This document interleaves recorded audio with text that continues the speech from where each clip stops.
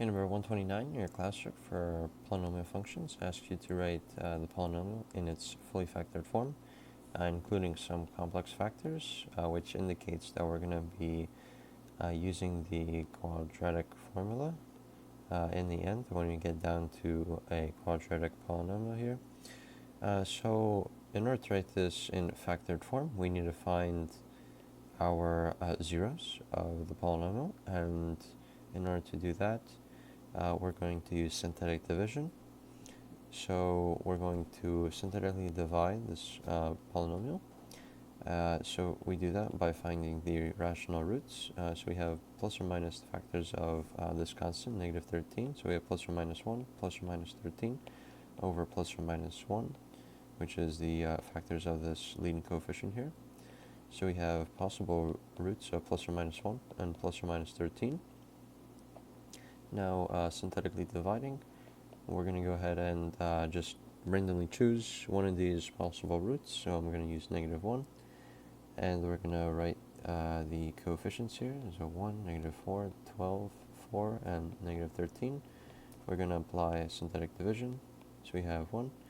Negative 1 times 1 is negative 1, minus 4 is negative 5, times negative 1 is 5, plus 12 is 17, times negative 1 is negative 17, plus 4 is negative 13, times negative 1 is 13, giving us a remainder of 0, which is very important.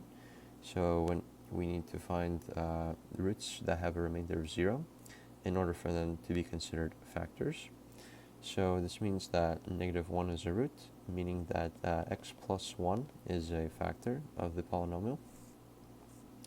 Now we have this simpler polynomial, so we can rewrite that as x cubed minus 5x squared plus 17x minus 13. And we still want to synthetically divide this to find the next possible factor.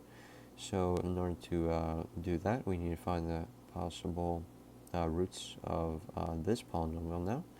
So we can have plus or minus 1, plus or minus 13, the factors of this constant, over the factors of the leading coefficient, which is plus or minus 1. So we have possible roots of plus or minus 1 and plus or minus 13.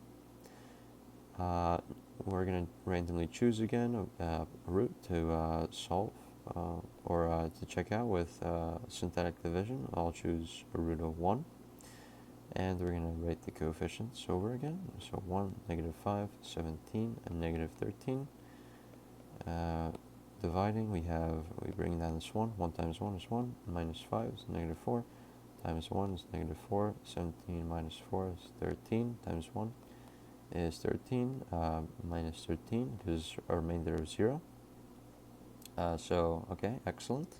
We also got another remainder of 0, which means that 1 is a root of the original polynomial.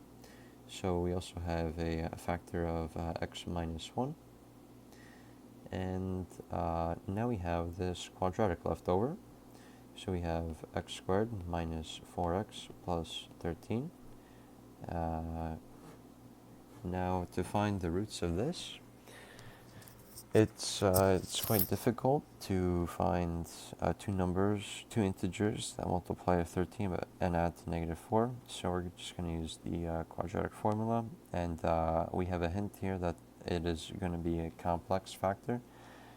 So that's pretty much only easy to, or rather manageable to find using quadratic formula. So we have negative b plus or minus square root of b squared minus 4ac and 13 over 2a, which is 2 times 1. So we have 4 plus or minus square root of negative 4 squared is 16, minus 4 times 1 times 13 is negative 52 over 2. So this turns into 4 plus or minus the square root of negative 36 over 2. And this negative 36 becomes our complex root, meaning that we can break this negative 36 into a negative 1 times a to the 6. So we can pull out this 36 from under the square root. So we have 6 times the square root of negative 1, and square root of negative 1 we know is I. So we're left with 4 plus or minus 6 times I over 2. Simplifying that further, we have 2 plus or minus 3I. So now you have these two roots, meaning that we have 2 more factors to add to our original polynomial. If my roots are 2 plus 3i and 2 minus 3i, then my factors will become x minus 2 minus 3i and x minus 2 plus 3i.